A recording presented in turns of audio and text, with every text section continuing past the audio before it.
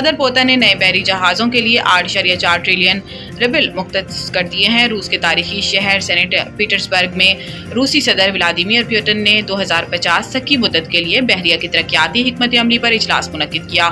Supreme commander in chief نے بتایا کہ اگلے سالوں میں بحریہ کے نئے بحری جہازوں اور بحری جہازوں کی تعمیر کے لیے 8.4 ٹریلین روبل مختص کیے گئے ہیں۔ اس کے ساتھ ساتھ روس کی بحری اسٹریٹجک نیوکلیئر فورسز میں جدید ٹیکنالوجی کا حصہ 100% تک پہنچ گیا ہے۔ اجلاس سے خطاب کرتے ہوئے صدر پوتن کا کہنا تھا کہ روسی شپ یارڈز میں کلیننگراڈ سے ولادی ووسٹوک تک بحریہ کی جدید کاری کا ایک بڑے پیمانے پر پروگرام نافذ کیا گیا ہے۔ سطحی بحری جہازوں اور نئے آبدوز میزائل بردار بحری جہازوں کی سیریل تعمیر جاری ہے۔ ان مقاصد کے لیے اہم فنڈز مختص کیے گئے ہیں۔ انہوں نے کہا کہ گزشتہ 5 سالوں میں مختلف کلاسز کے 49 جہاز بنائے گئے ہیں اور 2020 سے 4 بوریے کلاس اسٹریٹجک آبدوزیں اور 4 Yasen M class multi purpose آبدوزیں بحریہ میں متعارف کرائی گئی ہیں۔